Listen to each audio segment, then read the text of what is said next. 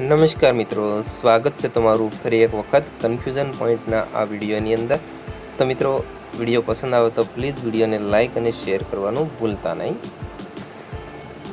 તો આ વિડીયોનો પહેલો કન્ફ્યુઝન પોઈન્ટ જોઈએ તો શેઢી અને મહી વચ્ચેનો પ્રદેશ જે ચરોતરના નામે ઓળખાય છે, તેવી જ રીતે મહી અને ઢાઢર વચ્ચેનો પ્રદેશ છે એ વાકળના નામે ઓળખાય છે।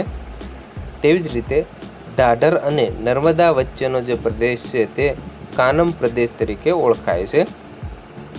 તેવી જ રીતે બનાસ અને સરસ્વતી વચ્ચેનો જે પ્રદેશ છે તે વઢિયાર તરીકે ઓળખાય છે।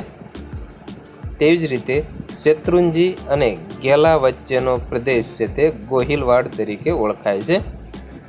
તેવી જ રીતે નળ સરોવર અને સાબરમતી વચ્ચેનો જે પ્રદેશ છે તે નળ કાંઠો તરીકે ઓળખાય છે। બીજા કન્ફ્યુઝન પોઈન્ટની અંદર જોઈએ તો મિનળ દેવીએ કેટલા તળાવ બંધાવ્યા હતા? તો કે 2 તળાવ, મુનસર તળાવ અને મલાવ તળાવ। મિનળ દેવીએ બનાવેલું મુનસર તળાવ ક્યાં આવેલું છે? તો કે વિરમ ગામની અંદર। ધોળકામાં કયું તળાવ આવેલું છે? તો કે મલાવ તળાવ। મિનળ દેવીનો ન્યાય જોવો હોય તો કયું તળાવ જોવાની કહેવત છે? તો કે મલાવ તળાવ। મિનળ દેવી વાવ ક્યાં આવેલી છે? તો કે વીરપુર રાજકોટની અંદર આવેલી છે। ત્યાર પછીનો કન્ફ્યુઝન પોઈન્ટ છે સૂર્યમાં રહેલા દ્રવ્યને જાણવા માટેનું સાધન કયું છે? તો કે સ્પેક્ટ્રોસ્કોપ। તેવી જ રીતે સૂર્યની ગરમી માપવા માટેનું સાધન કયું છે? તો કે પાયરોમીટર। તેવી જ રીતે સૂર્યના કિરણોની તીવ્રતા માપવા માટે કયું સાધન છે? તો કે એક્ટિનોમીટર।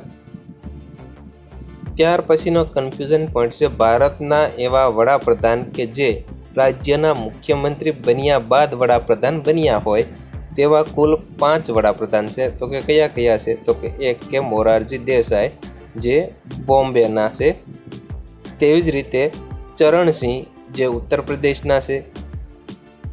તેવી જ રીતે ત્રીજા છે વીપી નરસિમ્હા રાવ જે આંધ્રપ્રદેશના છે। ચોથા છે એચડી દેવગૌડા એ કર્ણાટકના છે। પાંચમા છે નરેન્દ્ર મોદી એ ગુજરાતના છે। તો મિત્રો, આ હતા આજના કન્ફ્યુઝન પોઈન્ટના કેટલાક કન્ફ્યુઝન પોઈન્ટ।